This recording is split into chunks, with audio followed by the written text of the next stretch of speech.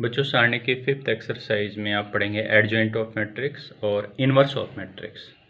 तो यहाँ पे एडजॉइंट ऑफ है मैट्रिक्स जिसे हम बोलेंगे आव्यूह का सेखंडज। इससे पहले आप पढ़ चुके हैं सेखंड, सेखंड को बोलते हैं कोफैक्टर, और यह है सेखंडज जिसको बोलेंगे एडजॉइंट।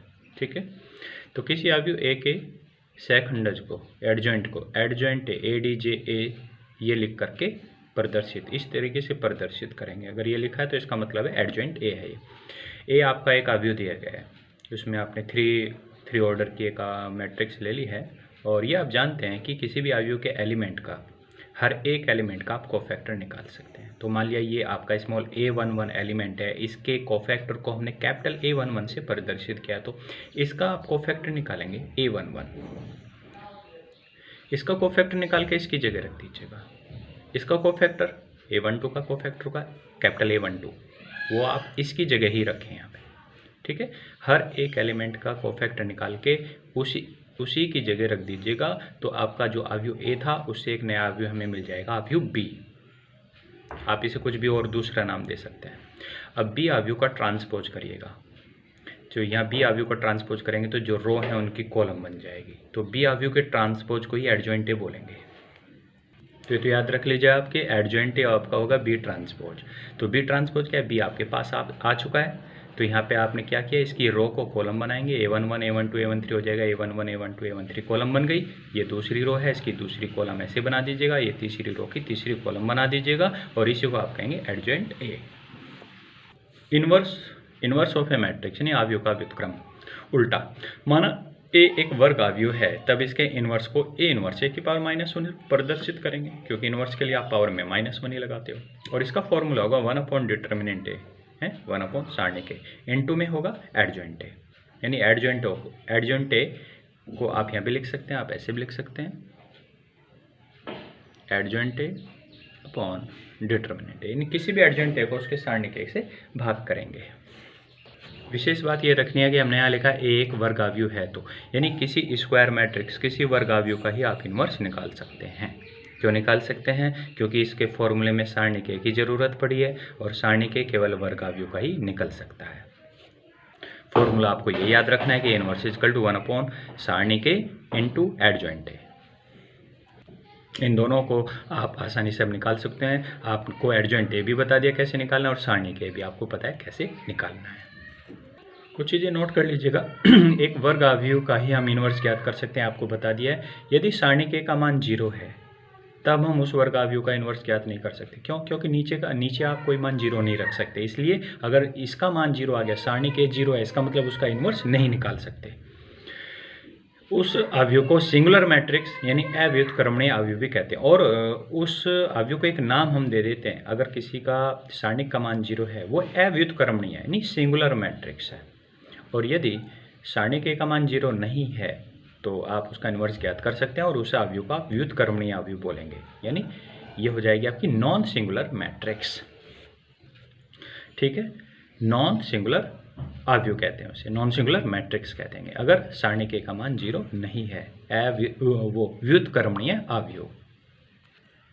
एक्सरसाइज 4.5 पहला क्वेश्चन आपने लिया ए आपका 2x2 का एक 2 ऑर्डर की मैट्रिक्स है, एडजॉइंट इसमें ज्ञात करना है। तो किसी भी मैट्रिक्स के लिए एडजॉइंट ज्ञात करते हैं तो ये आपको बता दिया हर एक एलिमेंट का कोफैक्टर निकालना होगा। ये मैट्रिक्स आपने मान लिया कि A11 A12 A21 और A22 के रूप में दी गई है। तो यहाँ पे A11 का कोफैक्टर निकालेंगे। ये आपको पहले फॉर्मूले बता दिए, केवल कैलकुलेशन है, तो आप इसे समझते जाएं बस अपने आप। A11 का कोफैक्टर हमने ये लिखा है, जिसका मान 4 आ गया, कैपिटल A11 हो गया। अब आगे लिया आपने A12 का कोफैक्टर, जिसका मान ये हो गया A12, A21 का कोफैक्टर -2 A21, A22 का कोफैक्टर 1 A22। मैट्रिक्स B आपने बना दिए, हर एक एलिमेंट के कोफैक्टर को उनकी जगह रख दिया। मैट्रिक्स आ गया 4 -3 -2 और 1। जो B आव्यूह है ये इसका ट्रांसपोज कर दीजिएगा। 4 -3 कॉलम बन जाएगी, -2 1 ये आपकी कॉलम बन जाएगी दूसरी, -2 1। जो B का ट्रांसपोज है उसी को आप एडजॉइंट ए बोलते हैं, तो इसकी जगह आप एडजॉइंट ए लिख दीजिएगा। Adjoint A equal to this matrix. तो ये मैट्रिक्स आ गई है एडजॉइंट ए मैट्रिक्स। दूसरी एक क्वेश्चन है आपका जिसमें आव्यूह का व्युत्क्रम इनवर्स ज्ञात करना है। इस मैट्रिक्स का इनवर्स ज्ञात करना है। फॉर्मूला आपके पास है, inverse equal to 1 determinant A adjoint A. सबसे पहले आप एक काम कर लिया करें कि सबसे पहले आप सारणी के का ही मान ज्ञात करें। सपोज सारणी के का मान 0 आ गया तो आपको एडजेंट है तो फिर ज्ञात करना ही नहीं, क्योंकि अगर ये मान 0 है तो ए इनवर्स ज्ञात नहीं कर सकते। तो सबसे पहले जो भी एक अवयव है इसका सारणिक लिया आपने दोनों तरफ से, इधर से सारणिक का साइन बना दिया, इसका सारणिक बना दिया और इसका मान आ गया है 14 है। तो इसका मतलब इसका मान 0 नहीं है। तब आप इसके हर एक एलिमेंट का कोफैक्टर निकालेंगे और इसकी जगह रख देंगे। तो यहाँ हर एक एलिमेंट का कोफैक्टर निकाला गया है, वो आप देख लीजिएगा। ये केवल कैलकुलेशन है। बी अवयव हर एक एलिमेंट का कोफैक्टर उसकी जगह रख दिया, हर एक एलिमेंट की जगह ये कोफैक्टर के मान रखे गए हैं जिस अवयव को आपने बोला है बी अवयव।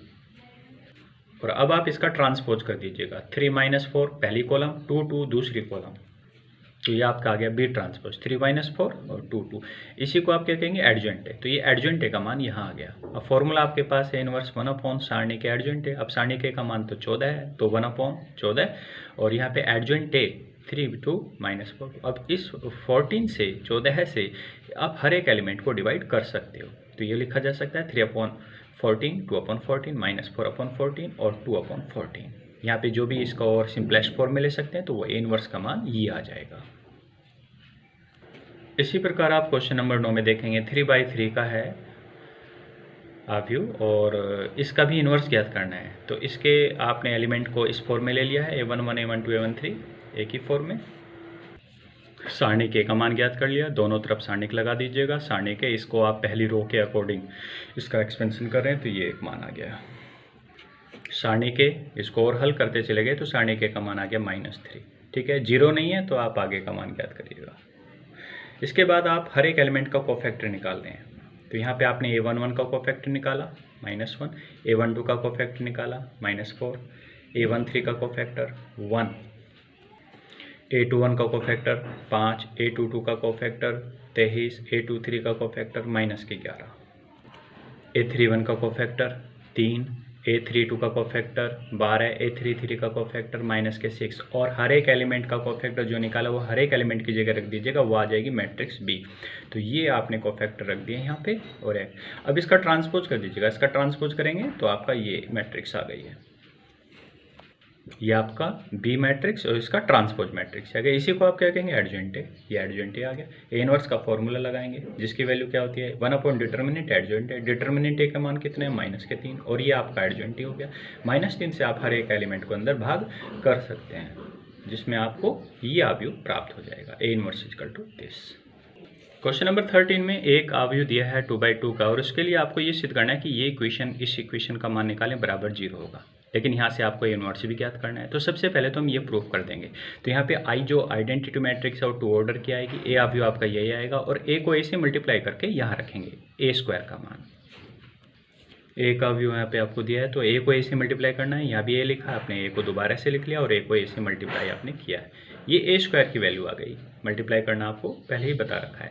इक्वेशन लेंगे A² - 5 प्लस के 7 है। A² की वैल्यू आ गई, -5 लिखा, उसके मल्टीप्लाई में लिखा अवयव A प्लस के 7 लिखा, उसके बाद आई आइडेंटिटी मैट्रिक्स लिखिए। ये आपको केवल ये हल करना है। -5 को अंदर गुणा करना है, 7 को अंदर गुणा करना है। तो ये आपकी अवयव यहाँ से ये अवयव प्राप्त हुआ, यहाँ गुणा करके ये अवयव प्राप्त हुआ, यहाँ से 7 को अंदर गुणा करके ये अवयव प्राप्त हुआ।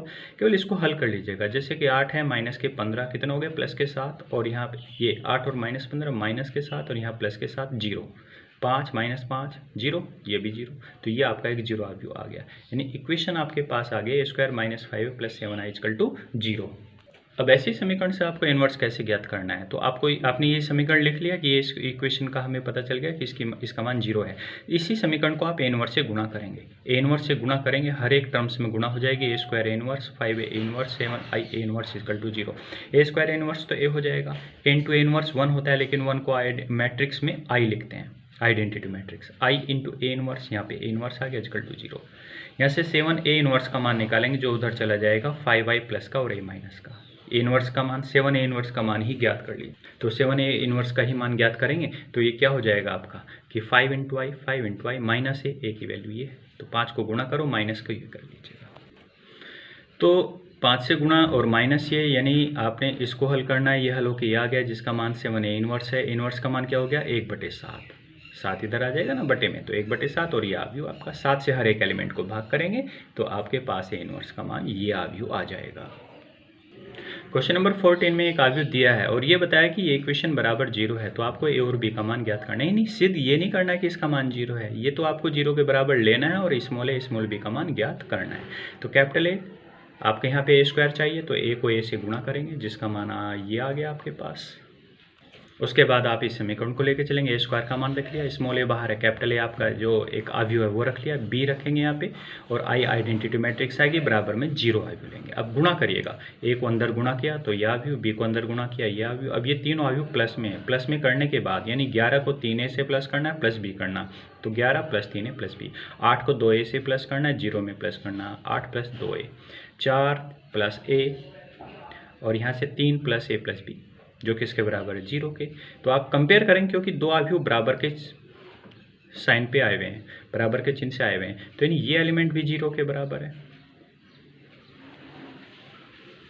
ये एलिमेंट 0 के बराबर हुआ, ये एलिमेंट 0 के बराबर, ये एलिमेंट 0 के बराबर। आपके पास ये 4 इक्वेशन आ गए, इनको हल करके ए और बी के मान ज्ञात कर सकते हो।